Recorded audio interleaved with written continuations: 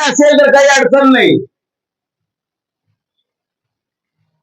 म्हणून पिंड हा फार महत्वाचा आहे कुळामध्ये सांगितलेले साधू संतांनी. पिंड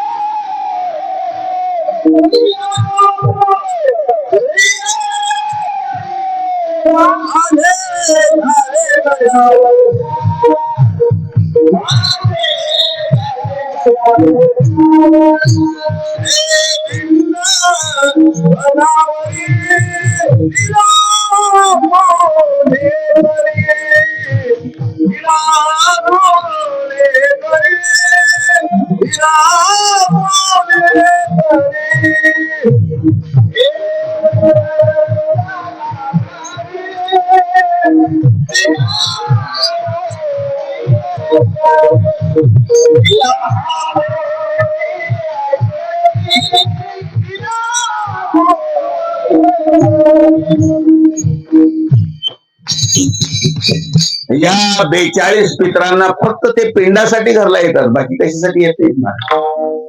त्यांना ते मृत्यू लोकातलंय त्यांच्या लक्षात आलेलं आहे यामुळे तर आम्ही फसून गेलो होतो.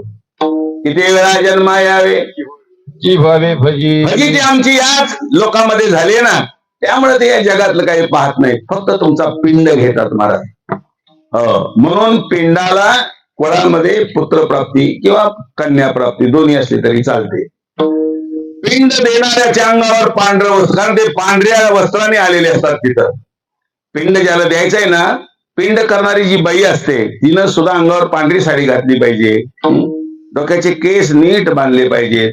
पिंड करताना भात शिजवताना त्याच्यावर दही वाटताना तर त्या बाईचे केस जर दिसले पितरांना तर पितर पिंड तर घेतच नाहीत, पण तुमच्या घराला बरबाद करून जात. मग 20,000चा खर्च करा, नाहीतर 30,000चा खर्च.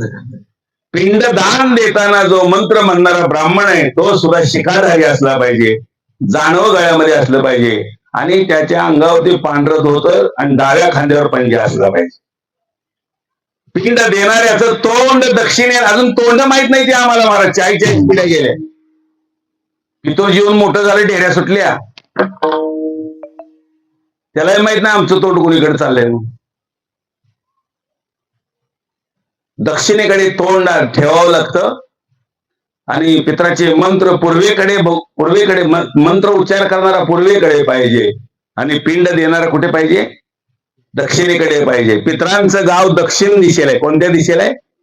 कोणीकडे मी तोंड ठेवून गेलं तर तुमचं तोंड फुटल महाराज. इथं नाही फुटत. पिंड देऊन गावाकडे जाताना गाडीवरनं पडला, तोंड फुटलं. मध्येच कुत्रा आलं, तोंडावर पडला, तोंड फुटलं. आणि कोणीच नाही फोडलं तर पोरग येते, तोंड फोडून जाते. हे ठरलेल्या गोष्टी आहेत सगळ्यांना. हे सगळं कळावं तर गरुड पुराण वाचावं लागतं महाराज. आणि गरुड पुराण नाही, जवळ कायच भांडवल नाही, धंदा तोट्यात, कीर्तन तोट्यात. मुरलामध्ये गाठा ऐसा खोटा उदे, ऐसा खोटा उदे, ऐसा खोटा उदे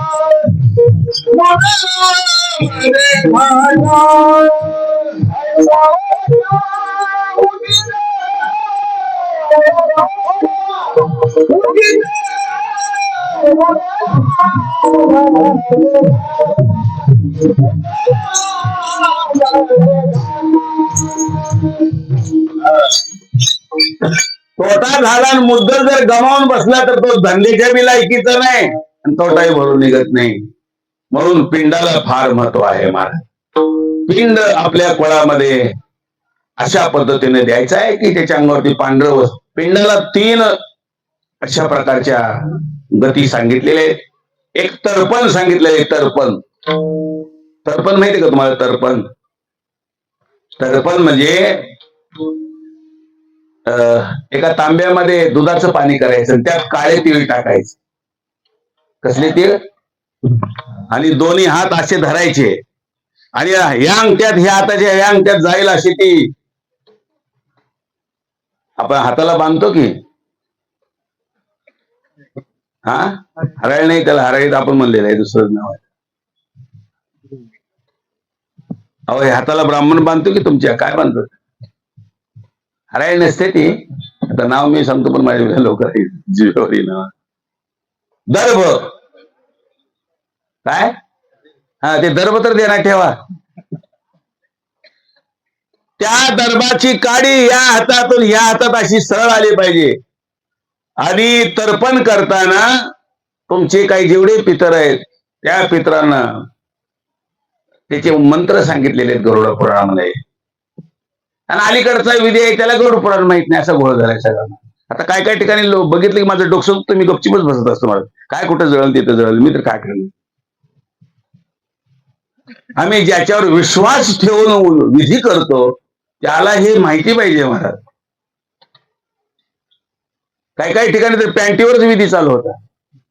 मी म्हणलं पॅन्ट बी काढा, 100 लावा. तुम्हाला आधीच पित्रानं उघड केलंय. विधी जर सरळ झाला आणि मंत्र जर सरळ झाला तर तुमचं भलं आहे. आणि जर मंत्र विधी चुकला की तुमचं कधीही चांगलं होणार नाही. कारण मंत्रचा रे थोडा मंत्रचा रे थोडा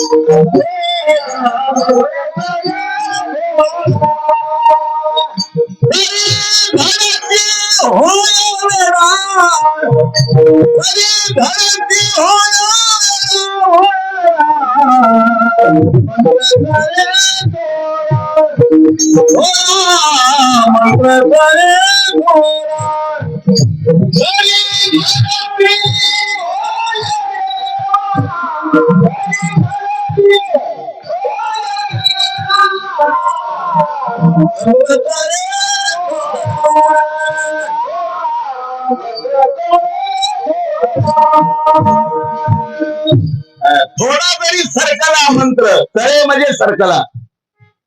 म्हणून तुम्ही जर कुठं पूजा करायला बसला ना, हे लिहा पाठीवरून, गळ्यात पाठी अडकावून बसा. म्हणजे मंत्र म्हणणाऱ्याचा डोळा उघडल. मंत्र चळे थोडा तरी धनची होय वेडा. चांगलाय तो बरबाद होतो. पण या गोष्टी सर्व महत्वाच्या आहेत. तुकाराम महाराज म्हणले आम्हाला मंत्राची आवश्यकता लागली नाही, कारण या सगळ्याची तयारी केल्यामुळे आमचं भाग्य झालं. कोणतं भाग्य? अभंगाच्या रूपात.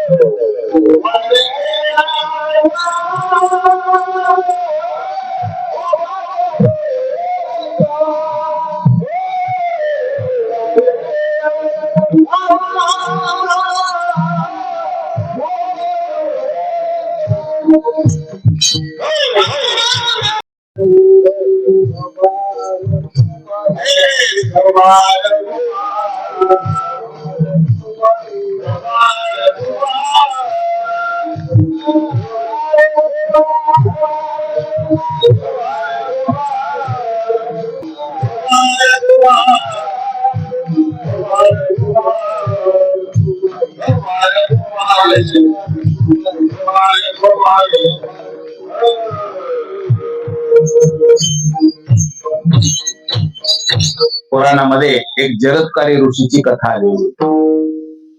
88,000 ऋषीमध्ये ज्याचा नंबर लागतो त्यांचं नाव आहे जरत्कारी ऋषी. ब्रह्मचारी होते, लग्न काही केलं नाही. परिणाम असा झाला, वेद संपन्न, शास्त्र संपन्न, विद्वान, मंत्र जिवंत केले होते त्यांनी. तुम्ही सुद्धा जय जय राम कृष्ण हरी मंत्र जर 12 कोटी झाला तर मंत्र जिवंत होतो. पण तो किती कोटी व्हायला पाहिजे? 12 कोटी जिवंत होतो. जय जय राम कृष्ण. काही काही मंत्राची आम्हाला कल्पना नाही. आता तेवढा ते म्हणतात बघा, हरे राम हरे राम. हे भजन आहे का मंत्र आहे? हा, महामंत्र आहे का भजन आहे? पोतीवाले म्हणते भजन चालू करा, हरे राम हरे राम हरे. हे काय भजन नाही, मंत्र आहे तो. कुठला मंत्र आहे माहितीये का तुम्हाला? तो वेदाचा मंत्र आहे. कोणता मंत्र आहे? जगात पहिल्यांदा निघालेला हा हरे कृष्ण हरे रामा हा वेद मंत्र आहे. त्या पोत्यावाल्याला माहित नाही काय म्हणाले, तीन म्हणणाऱ्याला माहित नाही काय म्हणाले. आणि म्हणणारा बी सगळा आऊट झाल्यावर म्हणतो महाराज. मनाच असते हरे राम राम राम हरे हरे, हरे कृष्ण कृष्ण कृष्ण हरे हरे. पण याला काहीच कल्पना नाही. हे दुसरंच म्हणतो, हले मान मान मान हले हले हले कुठनं कुठनं हले. तो देवळात ना हाल तर चांगलं होईल. ज्यांनी मंत्र जिवंत केले त्यांचं नाव जरत्कारी ऋषी. स्नानाला गेले नदीवर, स्नान करून बाहेर आले, वृक्षाखाली आपलं वस्त्र परिधान करीत होते. तिथे सगळे उलटे टांगलेले लोक, मुंडकं खाली पायवर. मग ते हसू लागले. मग जरत्कारी ऋषी म्हणले, तुमचं असं कसं झालं? ते म्हणले, तुझ्या वागण्यानं झालं. त्याला मी तर ब्रह्मचारी आहे, मोठे मोठे मंत्र म्हणतो. मला अधिकार होता जरत्कारी ऋषीचा बरं. गौतम ऋषी, जरत्कारी ऋषी. गौतम ऋषी तर आंघोळीला जाताना साडी टाकायची आणि येताना तो तयार होऊन यायचे भात खायला. आणि आमच्यासारखे बोवाचं पेरलेलं उगवून जाताना हरिपाठ म्हणतंय, येताना हरिपाठ म्हणतंय.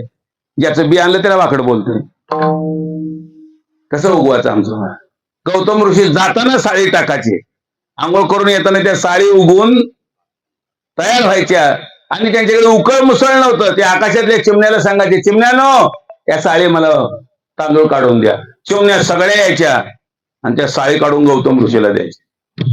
असे ऋषी होऊन गेलेले आहेत महाराज. पण आता आम्हाला सप्त्यासाठी 3 मिटिंगा घ्याव्या लागतात. हे ऋषी वेगळेच. ह्या ऋषीने लई गोंधळ घातला बाबा. त्याला साडी बी सोलत नाहीत आणि देवळातले चिमणे बी बाहेर गेल्याशिवाय झोप येत नाही. तेव्हापासून चिमण्या अजून तांदळावर तुटून पडतात. तांदूळ टाका बाहेर, चिमण्या लगेच येतात. तर त्या कोटीतले हे जरत्कारी ऋषी होते. देव बोलत होता त्यांच्याबरोबर, ते बोलत होते देवाबरोबर. असे होते मला.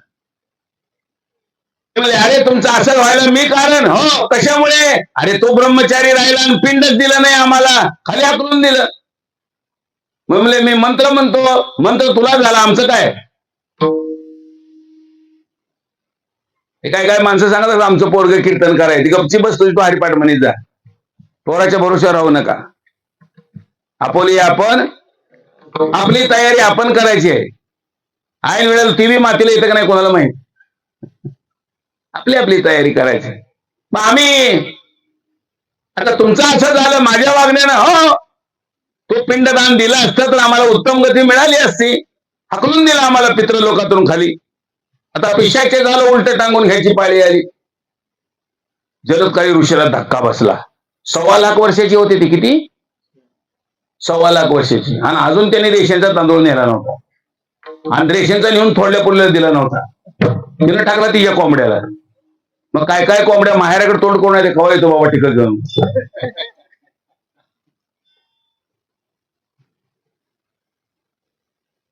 ते धर्मपरायण होते. हे काय काय हरकत नाही, आता मी काय करू? आता तो लग्न कर. 1.25 लाख वर्षाचा नवरदेव कोण पोरगी देणार? देव लोकात गेले, हे मुलगी द्या, मुलगी. मला येड लागलं का तुम्हाला? आमचे नातू तुमच्या वयाचे आहेत आता. कसं मुलगी द्यायची? त्याने सगळं सांगितलं, हे पाठ आहे ते सगळं खरं आहे म्हणले. पण नाही, देव लोकात कोणी दिली नाही. मूर्ती लोकांमध्ये आले, तिथेही कोणी मुलगी दिली नाही. कोण देणार जटाधारी म्हाताऱ्याला? काही नाही जवळ. पाताळ लोकात गेले, तिथले एका पोरीचं लगीन जमत नव्हतं. ती तक्षकाची मुलगी होती. नागराज तक्षक. लई शिकली होती महाराज. PhD, MD, समडीन काय जे काय सगळ्या कागदच गुंडाळून ढिगारा. सुटकेची उचलली, नवरदेव घाबरूनच गेला. मग तिला कोणी वरलंच नव्हतं. मग ती तशीच मोकळी होती. मग सर्पकन्या होती ती, नागकन्या. आणि तिचं बी नाव जरत्कारीच. तिचं बी नाव काय? हे जगातलं एकच जोडपास आहे, नवऱ्याचं नाव जरत्कारी आणि बायकोचं नाव जरत्कारी. फार सुंदर कथा आहे महाराज. दोघांचं लग्न झालं. मग ती नवरी आणली सर्पिन घरला. तुम्हाला चालतो का लग्नात साप निघालेला? हा, त्याला बायको कशी सांभाळली असेल? त्याला म्हणा ऋषी, ह्याची बायको मिली बचेटकडे उचलू उचलू उचलू.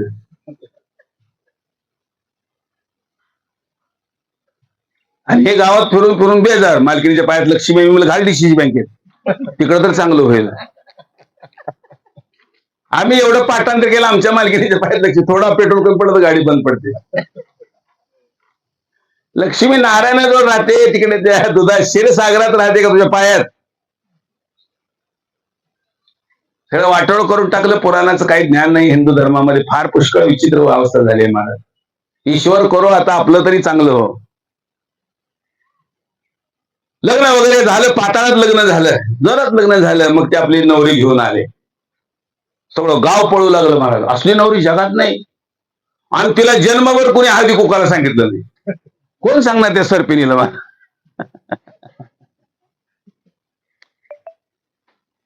किती फार सुंदर वर्णन आहे. कशी राहिली असेल? मग काय काय नवरीला नाव आहेत महाराज. एक सर्पिल नवरी आणि एक गान्नी असते, गान्नी. निघाला खाऊ बी देत नाही कोणाला आणि खाल्लं तर पचू बी देत नाही कोणाला. खाल्लं का घर ह्याच्यातच आधी चाललं गेलं उठून महाराज. त्याचा स्वभाव गान्नी सारखा असतो. दोघांचा संसार सुरू झाला, आश्रमामध्येच राहिले आणि त्या जरदकारी ऋषीला त्या सर्पिणीपासून एक मुलगा झाला. त्याचं नाव आस्तिक मुनी. तुम्ही जे घरावर लिहिता का नाही आस्तिक मुनीची शपथ, कोण आहे तुमचा मावस भाऊ आहे काय ते? तुम्ही झोपातून त्यानं साप हानीत बसायचं छो छो छो छो. कोणाचा पत्ता कोणाला नाही, कोण असते काय नाही. 2 रुपयाचं आस्तिक मुनीची शपथ. मला असं का लिहिलं? गावातल्या ठिकाणी लिहिलंय. मग गावात लय मेल ती मरतीस का तुम्ही? कशाचा कशाला मेल नाही महाराज. तो आस्तिक मुनी जन्माला आला. आस्तिक मुनीला शास्त्र संपन्न केलं आणि जेव्हा आस्तिक मुनीच्या हातून पिंडदान केलं तेव्हा ते उलट टांगून घेतलेले देवलोकाला गेले. तेव्हा ते उलट टांगलेले कुठे गेले? देवलोकाला गेले. 1000 काम बाजूला ठेवा पण आपल्या पिंडाचा पिंडदान वेळेवर करा. तुमचं जर भलं व्हायचं असेल तर, नसेल तर बर्बाद होण्याच्या मार्गावर चालूच आहे.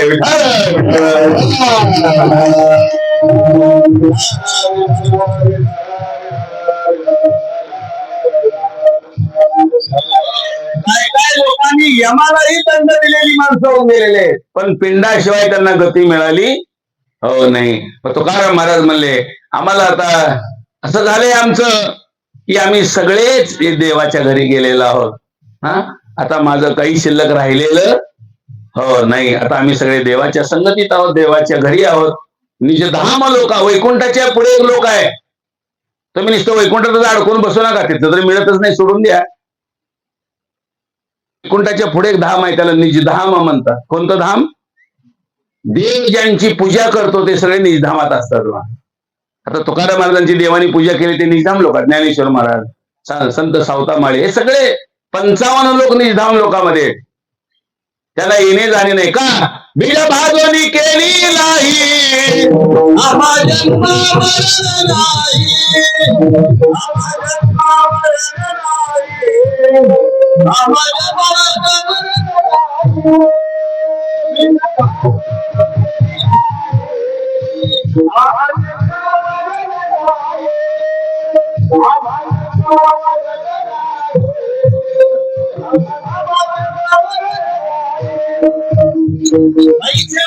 आता या लोकात येण्यासारखं काही शिल्लक राहिलं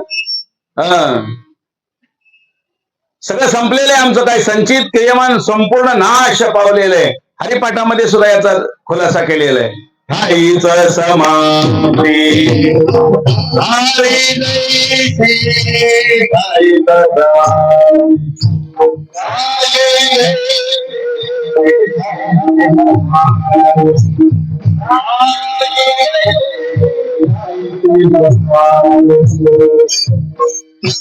कापुराची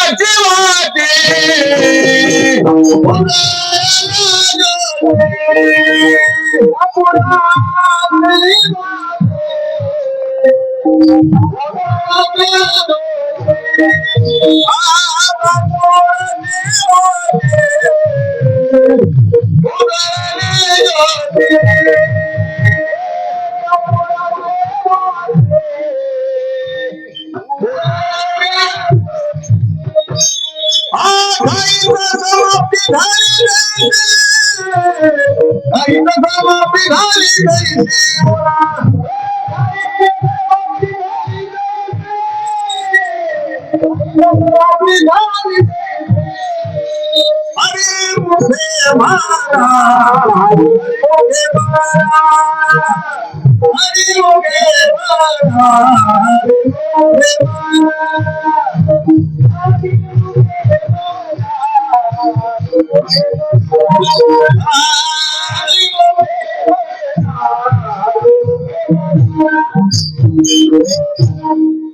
कापूर जर जाळला तर खाली काही शिल्लक राहतं का? एक ट्रक भरून कापूर जाळला तर त्याला काही शिल्लक राहतं खाली कण तरी? तसं जीवन असावं महाराज, कापरासारखं जीवन असावं. आयुष्य किती जगलं, पापही शिल्लक राहिलं नाही आणि पुण्य सुद्धा शिल्लक राहिलं नाही, अशी अवस्था येईल तेव्हा तुमचं जन्म मरण संपून जाईल. निजधामामध्ये तुम्हाला वास मिळेल. आता मी निजधामामध्ये गेलो, कशामुळे गेलो? अभंगाच्या शेवटच्या चरणात अंतकाळी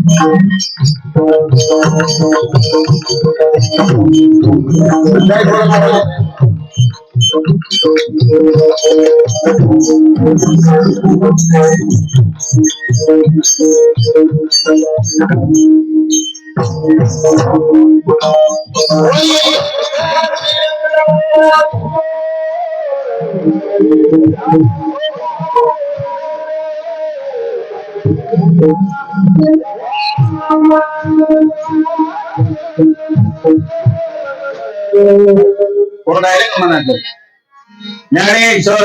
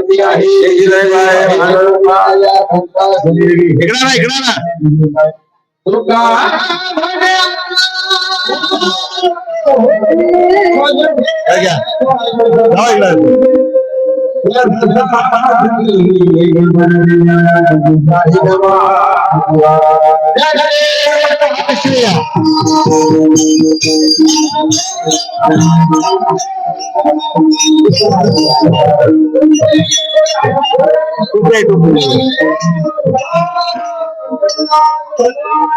महाराज